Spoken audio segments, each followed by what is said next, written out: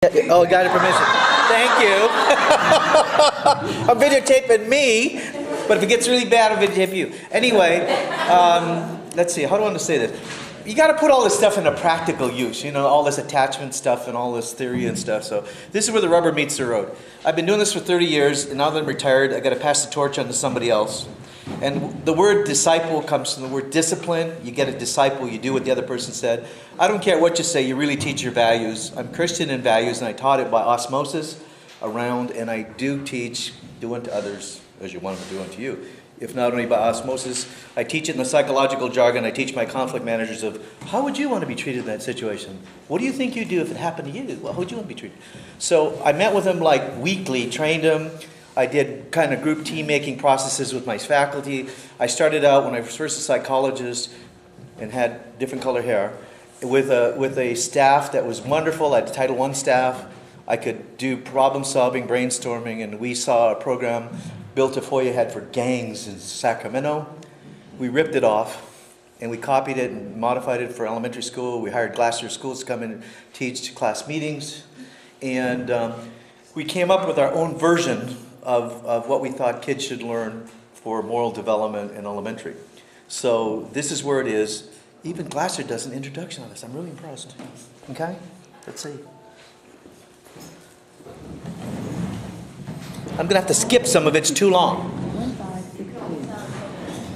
This is off of PBS. Hello, I'm Dr. Diane Ellis. Welcome to San Francisco State University's This is off of TV, so I apologize for the quality. It's when they were VCRs were popular. Playground discipline, a positive approach. Got any better sound? Program that trains children to become conflict managers. Pay special attention to the counseling techniques which are taught to selected students. Those of you enrolled in the telecourse should review item 2 in your syllabus with your partner or study team after viewing today's program. That's not me. But they taught this is me on this part. See if you can find me.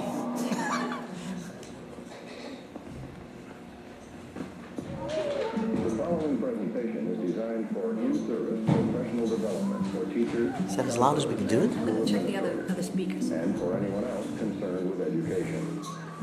Playground discipline, a positive approach. Can I put it louder on this? On the computer? For managing and I know it's your computer, honey. playground discipline problems. Oh, honey me. I don't know how to do it. I think it's as loud as it goes. I'm sorry, that's as loud as it goes.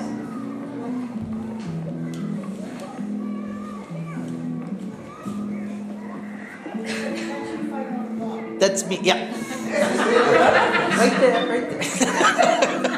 It's me with the tattoo. My name is Jim Martin, I'm a conflict manager, and you want to solve this with me or Miss Everett? We always gave them a choice. They could go to the principal if they wanted discipline, or they could go to a conflict manager. It's always a choice. They can always say, I want to go to the principal. That's My fine. name is William Glasser. For many years, I've been working with teachers in school districts in an effort to help people help themselves. He wrote a book. One thing I see time and time again is a teacher disciplining students in a me against them situation. This usually fails, and the reason is obvious. Students build up a resistance to being ordered how to behave. But if students can in some way be involved in solving their own problems, then they'll have a stake in the results and will much more readily understand the need for discipline. It is our opinion that involvement is nearly synonymous. He looks better on the computer. The color's right. The community and our teachers involved, we have them motivated. In the Schools Without Failure program, Bill Trigloff and his staff work with schools throughout the country, especially in the area of discipline and school management. They took credit for it, but they saw it and they copied it, so we let them do it. Discipline problem on its playgrounds. Bill's response was to train selected students in basic communication. But if you pay close attention, he doesn't train them. I The do. responsibility for solving the problem over He only to came and did class meetings, which we hired him to. Because Title I money, that's what we hired him to do. and a great deal of effort to organize the program, but the results were gratifying and went well beyond what anyone at the school expected. Here's a look at how it works. Okay, you guys, there are 3 rules you're going to have to agree on, okay? Okay. You're going to have to help solve a problem. Yeah. Tell the truth. Yeah. And don't interrupt. Yeah. Okay? first. What happened? Well, when I was shooting the basket and he came up and kicked the ball. Okay, he kicked the ball and we knew, and then I went in to try to get the ball. Our program trains students to help each other solve problems or conflicts every day on the playground. Older students are selected, trained, and then assigned to a time period where they do what this young boy is doing. What do you think happened? I didn't want to go to the end, so I tried to get the ball out to shoot. Is there a problem? Yeah. What's the reason? It's been over 2 years since the program began at this school, and teachers now report a decrease in discipline problems, both on the playground and in the classroom. Congratulations for solving the problem. The discipline approach we developed... Oh, you can't see it on the board. This is really good. ...in a role we call conflict managers. And it really is working amazingly well. The school, by the way, is the 5th Street School in Livermore, California.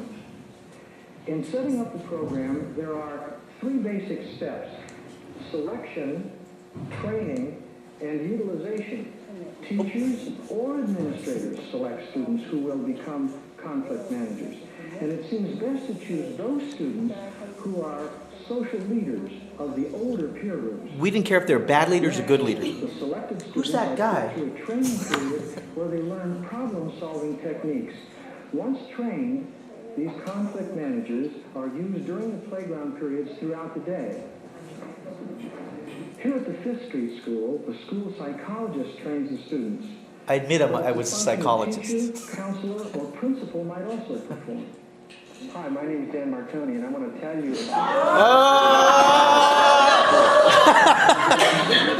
We still use this as a training film. It's one of the last films we show. I was taller then, right? I had the Italian afro, too. I still got that shirt, too.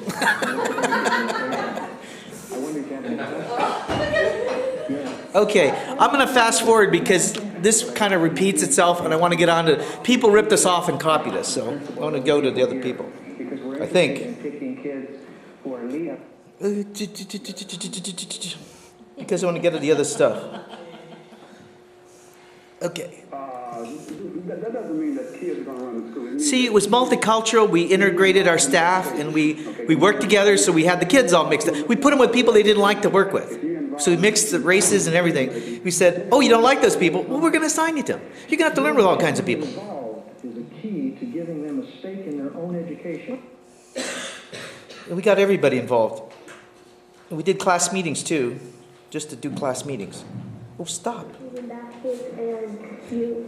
And he came and kicked your ball. Third, get a solution, either from the students or from the conflict manager. Is there a way that both you could play the ball at the same time? I love... Yeah. It's got to be in front. I love this girl. She went to junior high, and she was known as a gang member. When she got to junior high, Letitia was supposed to show up, and the principal had heard about her. And she got there and said, we don't have conflict managers in school. How come we don't? And he had heard about her, and she was so different than what he perceived. Perception's reality. And so she actually sold him on a program in junior high. And she said, well, we're all trained. We came from 5th Street. Why don't you just use us? He said, what a good idea. So Jerry Stunkel did. But does she look gang to you? No. They're all good kids. And they can therefore aid that student in solving the problem. The other thing we did is what's called sociologically reverse scripting. We had kids who had behavior problems. We told them, oh, now your problems is you're supposed to go to the playground, not cause fights. You're supposed to solve them. We did a lot of fish bowls where we made them show us what they did wrong to cause fights. And we said, well, just do the opposite. So they were training each other, and then they'd go out and they didn't know how to do it, and they'd come back and they'd say, well, didn't you learn the rules? And the kids would teach each other, and they'd model in front of each other. They did a lot of mock rehearsals working with each other. Then they had to go out in classrooms as a requirement and demonstrate that they were conflict managers, and people were supposed to come to them, and they did. And of course, they're marked with their T-shirts. We should have washed those shirts more often, but we never did. But okay. But aside from that, they were great. I'd love to have a reunion and bring these kids back. Okay. Oh, wait a minute, that's me meeting in class meetings with them. You don't want to hear this part. It was so boring because they were getting bored because after a couple years they weren't getting very busy. And it was like, we no longer had gang fights, nobody was fighting. And it was like, what are we going to do? What are we going to do? They said, we're kind of here. So I'm going to get on, the kids are older. So this is a lot of fun. It's the best part of my job. I enjoyed this. They could have not paid me. I would have did this for free. Matter of fact, I did it for lunch over some periods of time at different schools just to keep the program going, which you might consider.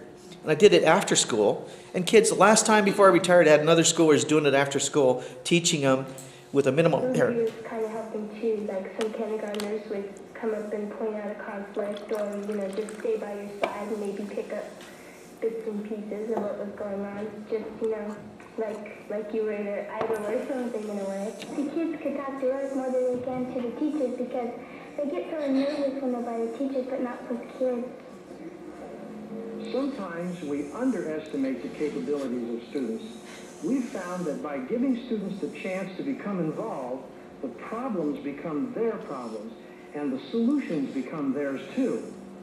The transformation from a discipline-riddled school to one that uses students to help solve discipline problems demonstrates the positive effect of an idea. Most people couldn't go through a week without getting in 2 or 3 fights. You know, the playgrounds weren't divided, you know, like in little gangs.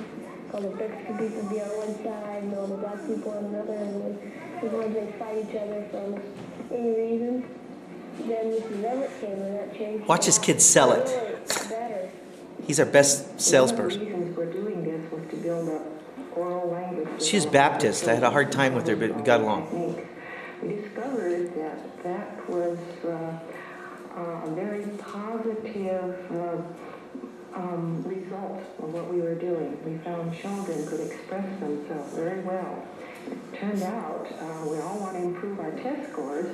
The language scores in this school have improved over the last couple of years. And I have Cub Scouts, and I can see how the Cub Scouts have observed conflict managers on the playground.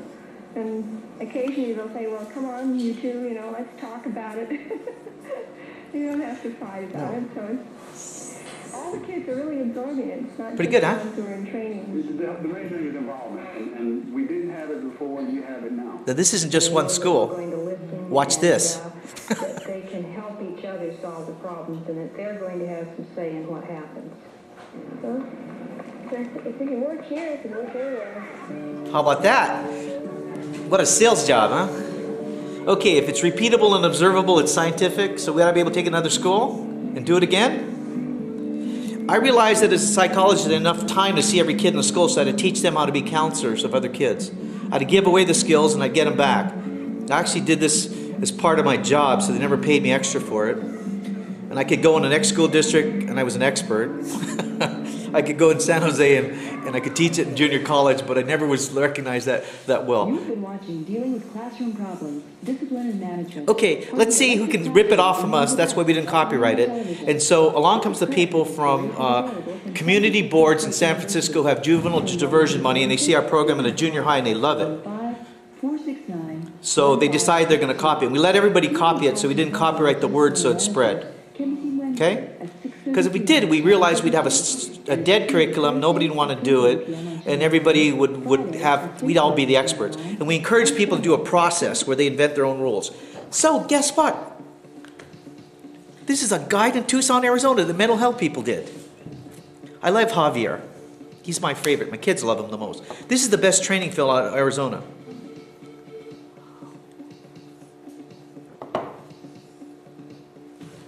Got better quality than a lousy VCR.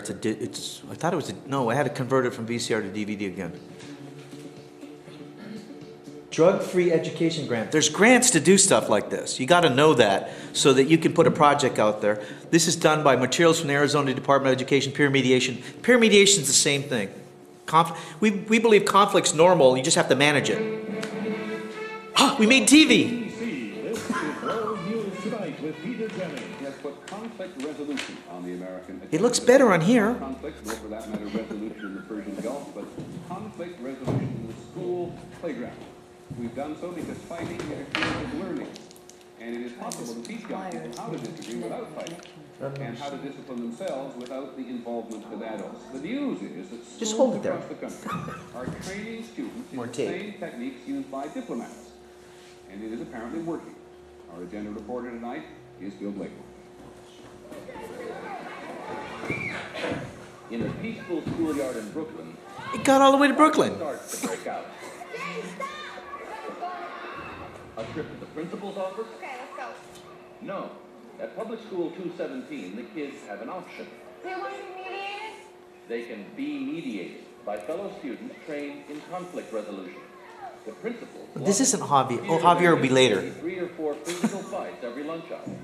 Now, Kids are still fighting verbally or arguing, but it doesn't seem to go to that final step. But you got to get the relationship with the kids. You got to meet with them regularly. settlements imposed by principals, these resolutions usually stay resolved because the kids confront the real issue themselves. Now who wants to tell me what happened? I was the person I was to fight, but I didn't want to fight. Okay. These student mediators are not just making it up as they go along. They've been trained to insist on certain rules. The first rule is no interruptions. The second rule is no name calling, and the third rule is you have to work hard to solve a problem. They've been taught special techniques to help their fellow students solve their own problems, such as getting the disputants to describe their feelings, So how do you feel? How about that? Active listening in a public school. restating what the disputants say, I thought you getting said. them to suggest solutions. What can you do so that you can... The solution part we ripped off from Glasser because, you know, it's a transactional analysis where somebody tells you a whole bunch of stuff and you say, gee, it sounds like you really have a bad problem. What are you going to do about it? Because we didn't want to own the problems. We want to leave it with the kids so they'd come up with solutions. And we also did brainstorming where kids came up with solutions. And as a last resort, they were told to suggest a solution, particularly in younger kids. Every school that we put in, we picked the oldest peer group. It was in elementary, it was 6th graders or 5th graders. If it's in middle school, it was the oldest, and high school was the oldest. But you got to realize we started out with gang mediations, right? And as it got older, it was matters of the heart. It got to be girlfriend, boyfriend stuff. So these kids got pretty sophisticated as they went along. So we had to ramp it up in our own skills. But we had to keep giving it away. So you don't see the people cheering the kids in middle school and high school. They're behind the scenes, but they're usually counselors or school psychologists. And been there, done that. But it's like, but look, what a client population. Look how sharp these kids are. Junior counselors. Wait a minute. Go for it. Play. You have to get that you won't have to pretend to fight. Say sorry. Say sorry. The process works again and again, And then say If sorry. counselors could do it, why couldn't kids do it? and the schoolyard stays peaceful. Conflict Now, who told me you can't teach morality and ethics to can kids? control violence in the world. We did, over and over and over again. What are some changes you see in yourself?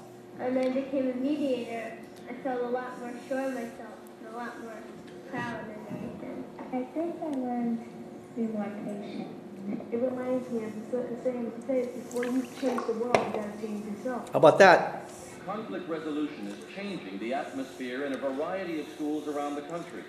In this Des Moines, Iowa middle school, after only 1 year of student mediators, office referrals for student fights have been cut by 75%. She would hit you when you walked in the Yeah, she house. slapped my arm. Okay, then you pushed her We- once. I gave her. We found out the kids would admit to doing stuff. I had one girl admit to putting something in another girl's locker and then reporting it stolen to the principal.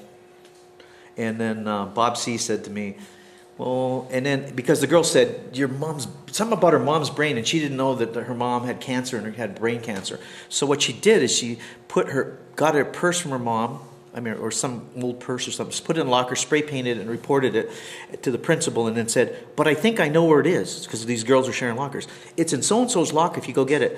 And Bob was so grateful because he would have had to call the police, they'd have charged people, but they finally got it mediated. She came in and she admitted she did it, she cleaned up the locker, and she said she was sorry. Okay? How about that? Restitution? How about that? They own the problem? How about that? We don't get the police involved? How about that? The parents like it? I have people sign things now because there's so much thing about value clarification and stuff. My parents have to sign so many forms before I see a kid, and a kid has to commit to being in a program a year, and we don't let them drop out. Once they say they're going to work as a conflict manager, we work them.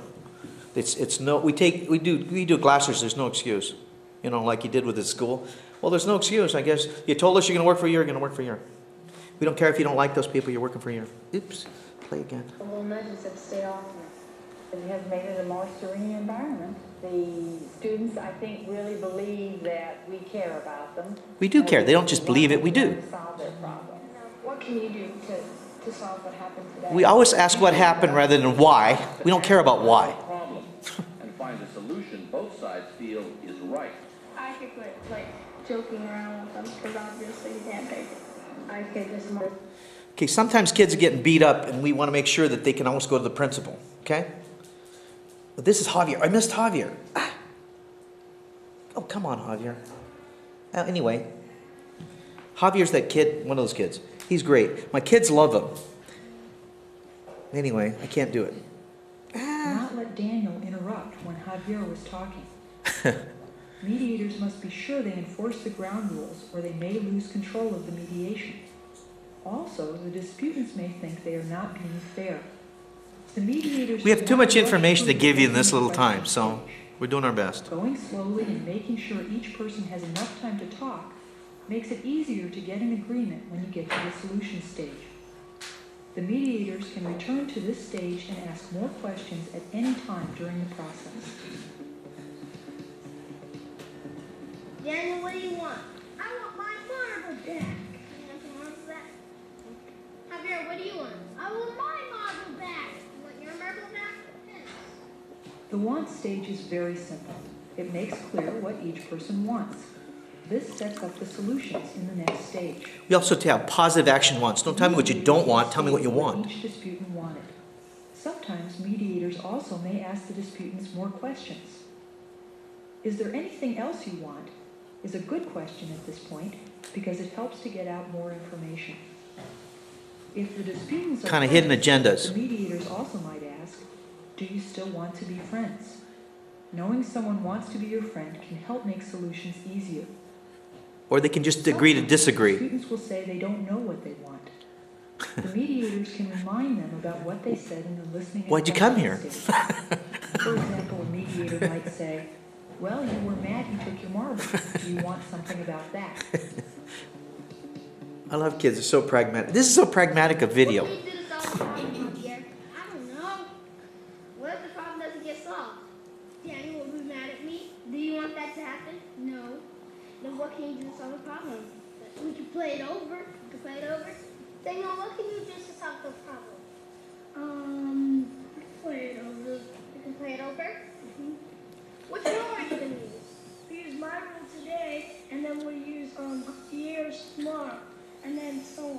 So you're saying that you'll use your rule today, and you'll use Javier's tomorrow? Yeah. Do you agree, Javier? Yeah. Do you agree to the solution, Javier and Daniel? Yes. Is the problem solved? Yes. Daniel, what can you do differently in the future if you have a fight over marbles again? We can agree on the rules first. We're teaching them how to make verbal agreements and commitments and contracts that they keep. A la Glasser. It's like you do with your credit card company. You tell them you're going to pay them, right? They believe you, right? It's what the world works on. Verbal agreement. Congratulations, you just solved your problem. Congratulations. Love that, Javier. Anyway, this ain't the end of it. I like these kids. In the solution stage, the mediators must make sure they let the disputants come up with their own solutions, not tell the disputants what to do. You notice how they try. It's only the real young kids they tell what to do, like the kindergartners. But the ripple effect, this goes through the whole school. I mean, they teach each other all the time how to do conflict management. And it's management. Mediators asked, what can you do to solve the problem? They don't believe that conflict isn't right, they just manage it. Because then the disputants So might say it what the winds up other peaceful. person could do. They don't say you're wrong for getting angry. Mediators want to know what each one can do personally to solve the problem. When the mediator asked Javier what he could do to solve the problem, Javier said, I don't know. The mediator did not give Javier advice. Instead, We call it adding vice, too. What will happen if you don't solve the problem?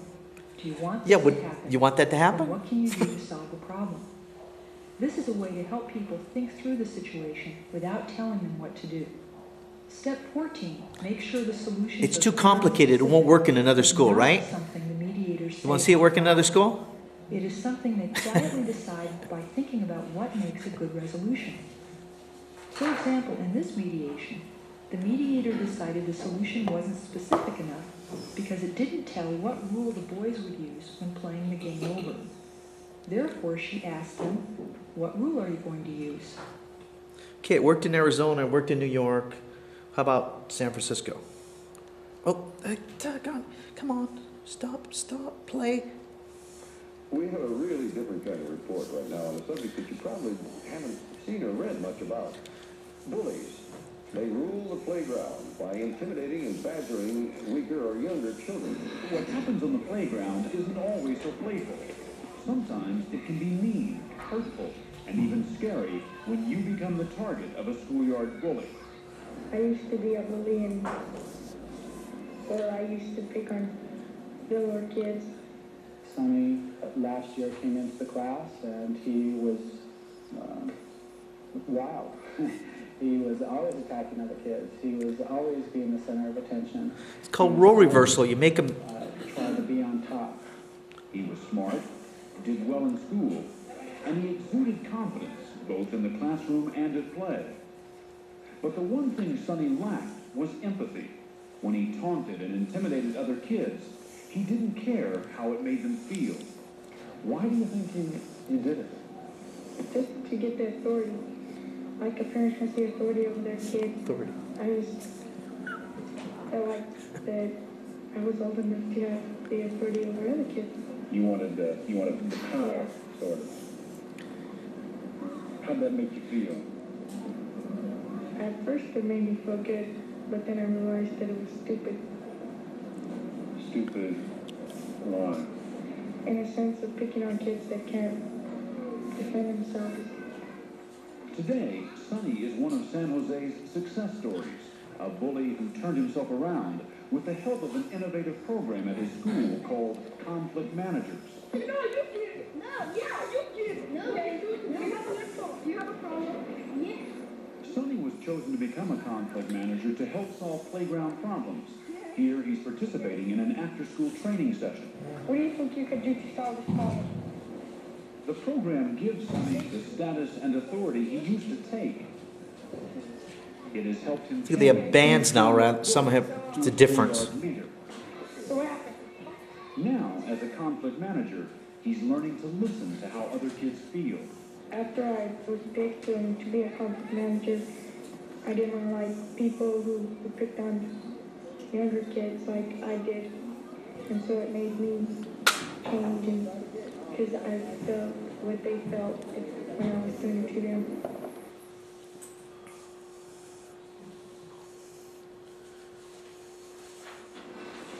Welcome to Conflict Management. My name is Nathaniel, and I'm a conflict manager. Hi, my name is Judy, and I'm a conflict Teresa.